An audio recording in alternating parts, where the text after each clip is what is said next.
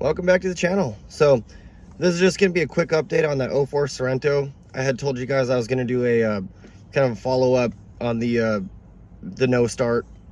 So we had that TPS code, but we also had the crank sensor code that you know, I checked that TPS on the last video and ruled it out as, you know, the cause of the no start, and my direction was that crank sensor.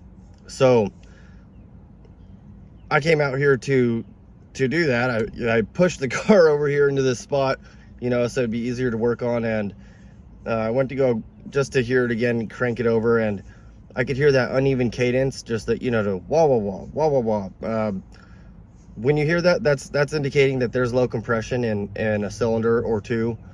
So I was just curious. I did a relative compression test on it, and it does have low compression in multiple cylinders. So I'm going to do that again and show you guys, and then I'll just kind of discuss the next steps and what I've recommended to the client. So I'm just going to have to get my little booster pack on there real quick. Even the battery shot it. You know, well, they were cranking trying to get started, and that's not what killed it. I mean, maybe didn't help, but it's just old. I've had real bad luck with these interstate batteries lately. You know, it's just, I just mentioned that because it's just kind of, you know, everywhere you look, you know, I mean, the belts are cracked all the way around, the oil's black as tar, you know, the air filter's clogged, it needs brakes, it needs a lot of stuff. So you'll see why I recommend what I did. And I just mentioned that because with something like this, you know, you have to take everything into consideration before you make your recommendations. You know, is the fix worth, you know, does it exceed the value of the vehicle?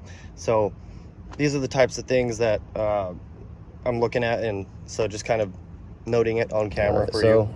Just got the amp clamp on there, zeroed it or calibrated it. And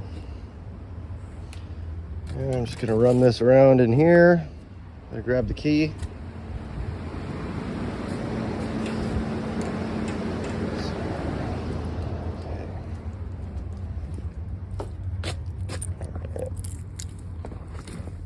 Okay, so I get the scope on and get all the settings. I should just take this protective cover off. It is so scratched. Might do that right here. You guys can see a fresh screen. There we go. Okay.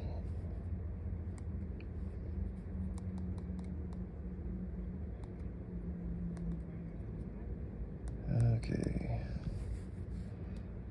All right, and I did leave my battery on the, I hope there's enough juice in there to get a good reading. I need to go turn the jumper.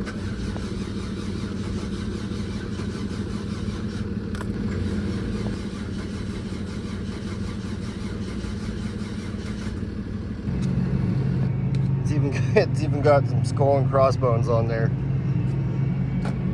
It's not a good sign. No, so tow truck driver got here to pick up the Sorento. Right as I was filming this, I took this capture yesterday and I forgot to film it, so I thought I'd get out there real quick. What you're looking at is uneven compression throughout the entire engine. It looks like, it's hard to say without getting a sync channel on there. To me, from looking at this, it looks like one side, one of the cams slipped a couple teeth. So it's, like I said, it's hard to say without you know, getting another channel in there, syncing it, and then maybe even doing an in-cylinder to, you know, check the actual compression comparatively. But this needs an engine. I mean, I say that because these are interference engines, and when those timing belts jump, those valves bend every time, and you know, that's an expensive repair. The fact that there's low compression in cylinders, you know, either indicates that's just because the timing's off, or, you know, but with an interference engine like this,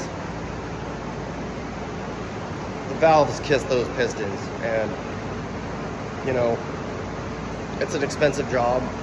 You know, you gotta take the heads off, replace the valves. and with the mileage on this car, it's just not worth it. You know, that's why I was pointing out all those other little details about the battery and, you know, the oil and all that, because the maintenance just hasn't been done. It's not worth it to fix this car. So anyways, I hope you liked this video.